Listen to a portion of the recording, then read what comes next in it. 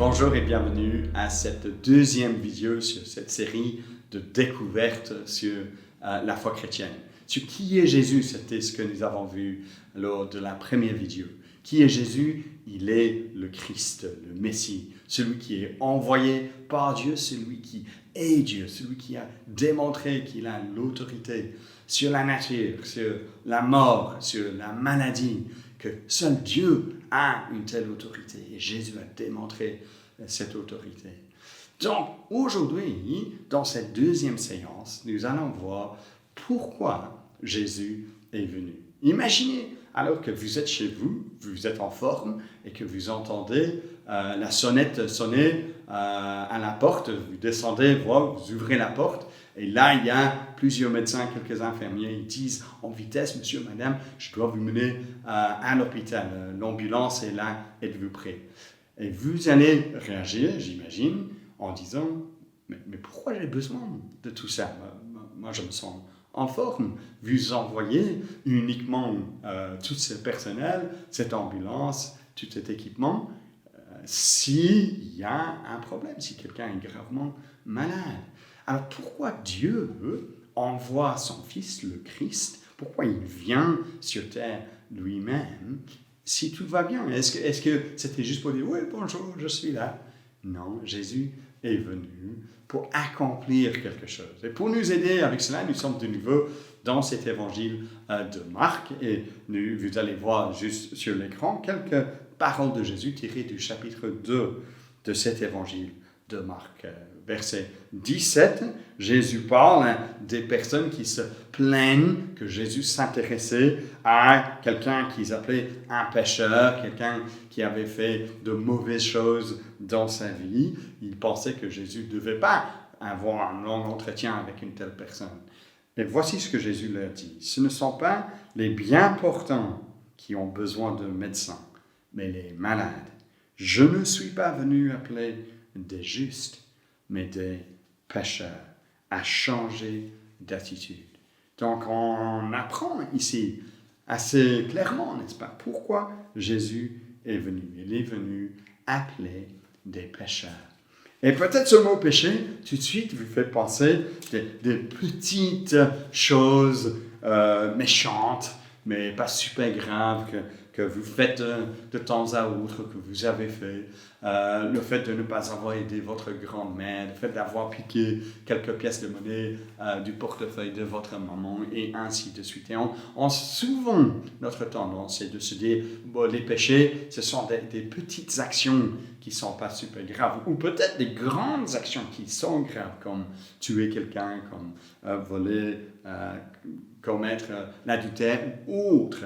Mais on se focalise sur des actions plutôt qu'une attitude qui est derrière. Et donc c'est pour cela qu'on va trouver un deuxième passage dans l'évangile de Marc au chapitre 12. Donc chapitre 12, verset 29, Jésus explique quel est le premier commandement. Parce que si nous apprenons quel est le plus grand commandement, le premier commandement, nous allons donc déduire de là quel est le plus grand péché. Parce que le plus grand péché, ce serait de ne pas faire le plus grand commandement. Alors, quel est le premier commandement? Verset 29, Jésus dit, « Voici le premier. Écoute, Israël, le Seigneur notre Dieu est l'unique Seigneur. Et que devons-nous faire? Tu aimeras le Seigneur ton Dieu de tout ton cœur, de toute ton âme, de toute ta pensée et de toute ta force. » Et donc, si nous n'avons pas consacré toute notre vie, tout notre cœur, toute notre âme, toute notre pensée, toute notre force à Dieu dans tout ce que nous faisons, alors nous sommes coupables du plus grand péché. Parce que le péché, ce n'est pas d'abord des actions, c'est d'abord le rejet de Dieu dans notre pensée, dans notre cœur, dans notre attitude vis-à-vis de lui. Et Jésus lui-même nous montre cela quelques chapitres plus tôt lorsqu'il parle de ce qui sort de l'homme. Chapitre 7, de nouveau vous voyez ceci sur l'écran, il dit, verset 20, « C'est ce qui sort de l'homme qui le rend impur. En effet, c'est de l'intérieur, C'est du cœur des hommes que sortent les mauvaises pensées, les adultères, l'immoralité sexuelle, les meurtres, les vols, le soif de posséder, les méchancetés, la fraude, la débauche, le regard envieux, la calomnie, l'orgueil, la folie. Toutes ces choses mauvaises sortent du dedans et rendent l'homme impur. Donc c'est de notre cœur où se trouve le problème. Ce n'est pas simplement le fait de faire quelques mauvaises actions, c'est la motivation derrière. Et ce que Jésus enseignait, c'est que nous avons un problème du cœur. Il y a un écrivain connu du 19e siècle qui disait « Le cœur du problème humain, c'est le problème du cœur humain. Notre problème, c'est notre cœur. De manière naturelle, nous ne sommes pas ceux qui aiment Dieu, notre Créateur, de tout notre cœur, de toute notre âme, de toute notre pensée, de toute notre force. Nous sommes ceux qui mettent nous-mêmes au centre de notre vie, au lieu de mettre notre Créateur, celui qui nous a tout donné, tout ce que nous sommes vient de lui, mais au lieu de l'aimer comme nous le devons, nous avons décidé d'aimer autre chose, les choses que lui nous a données, mais au lieu de l'aimer d'abord lui. Donc, nous avons un problème de cœur. C'est pour cela que Jésus est venu. Nous l'avons vu tout au début, dans ce verset au chapitre 2. Il est venu appeler des pécheurs. C'est une bonne nouvelle que Jésus est venu. On va apprendre plus sur qu'est-ce qu'il fait pour nous sauver de nos péchés dans la 3e vidéo. Mais avant de terminer, soyons aussi conscients du danger de ne pas prendre au sérieux ce que Jésus nous dit. Car c'est aussi Jésus, dans cet évangile de Marc, qui n'a pas peur de parler de ce qu'on appelle l'enfer. C'est lui qui l'a appelé enfer. L'enfer où, dit-il, le feu ne s'éteint pas, le ver ne meurt pas. Et il prend de la peine à nous avertir par rapport à une telle destination.